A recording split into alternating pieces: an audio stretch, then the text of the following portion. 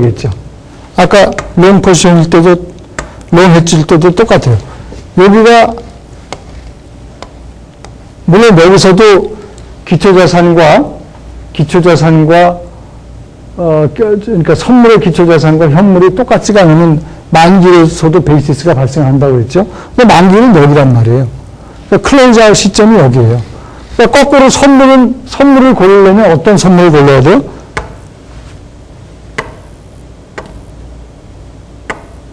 선물을 고르려면 선물의 만기 월이, 우리가 여러분 경우에 따라서 만기일이 정확하게 정해지는 선물이 있고 만기 월만 정해지는 선물도 많습니다. 채권 선물이 대표적인 경우인데, 그러면 숏 포지션 갖고 있는 사람들이 그냥 자기가 좋을 때 아무데나 결정을 하는 거예요. 만기일은 그 만기월 중에.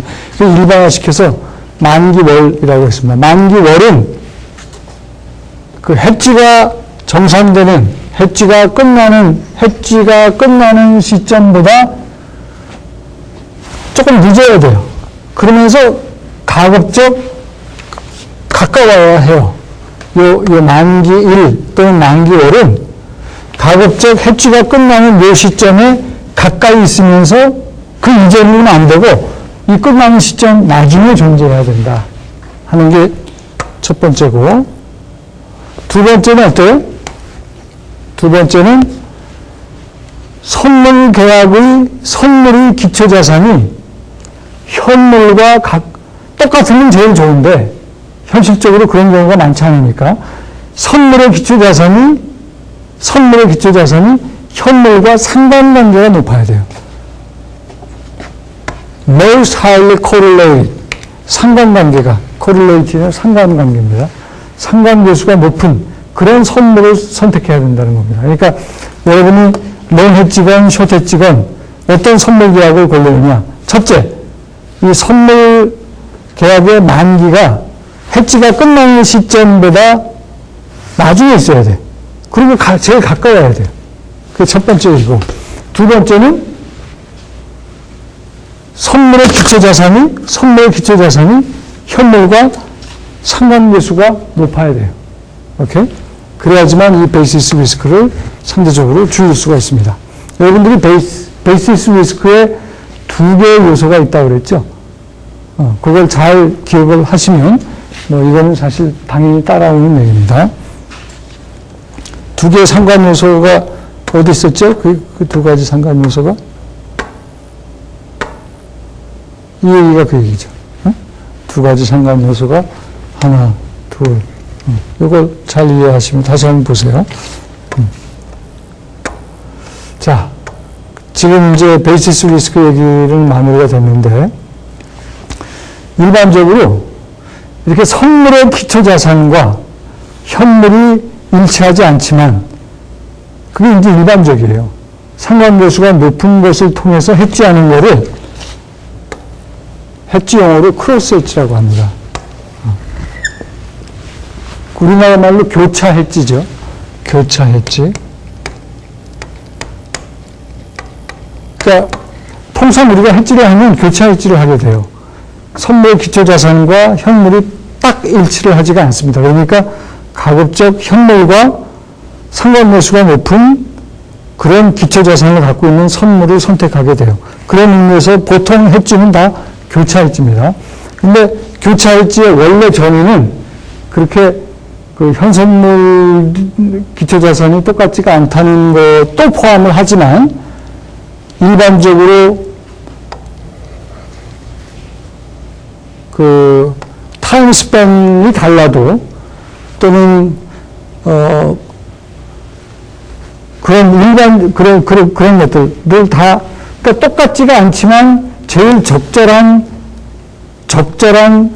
그 선물을 선택을 하게 되는데, 그런 의미에서 기초자산도 같지 않고 시간도 타임 스팬도 다르고 그런 선물을 활용하는 것들이 다 교차 해지라고 얘기를 합니다. 그래서 이렇게 크로스 해지, 교차 해지를 하게 되면 베이시스 리스크가 당연히 존재를 하고, 그러다 보니까 100% 해지가 안 되는 거예요. 그래서 100% 해지가 안 되다 보니까 어떻게 해야지 가급적 해지를 더 잘 하게 되느냐 하는 게 이제 주요 관심사가 되는 겁니다. 그 밑에 있는 게 이제 그 얘기예요. 그래서 해지할 때는 이제 조심을 해야 된다. 해지를 하는 목적이 뭐라고 그랬어요? 위험을 줄이는 거예요. 위험을 조금 더 잘 줄이기 위해서 어떻게 해지를 해야 되는가가 이제 그 다음 주제인데, 해지 레이시오를 통상 이렇게 정의를 하고요.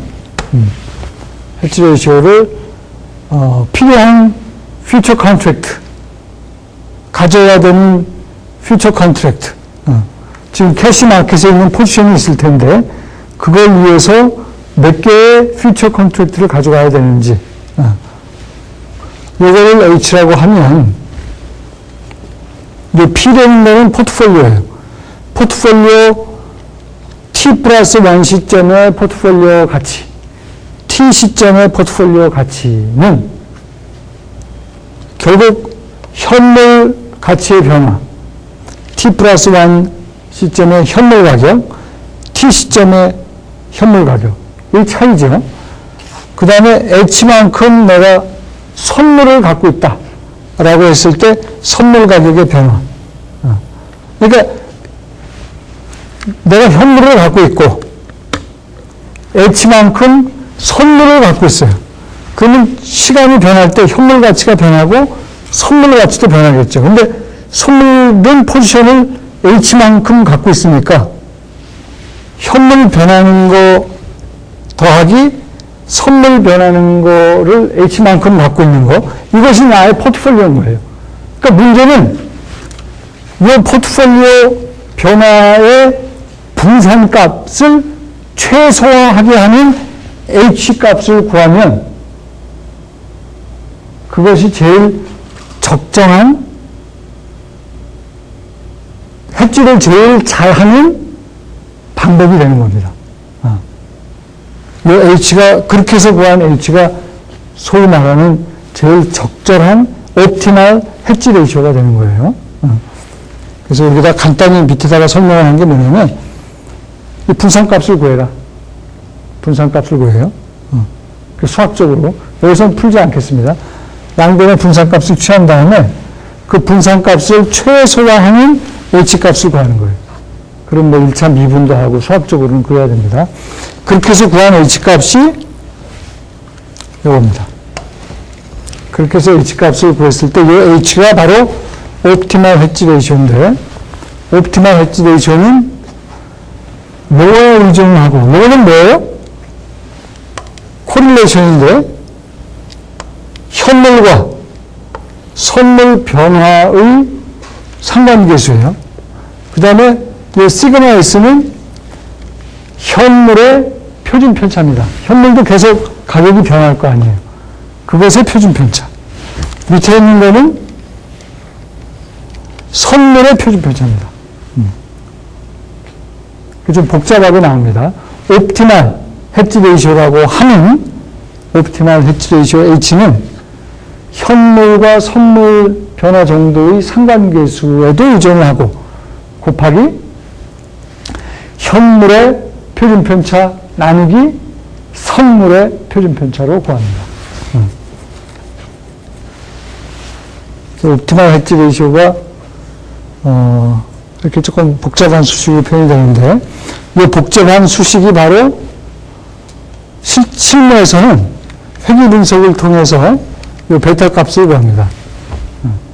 여러분들이 회귀 분석을 통계학 공부할 때 공부를 하셨는지 모르겠는데, 회귀 분석이라고 그러면은, 글쎄요.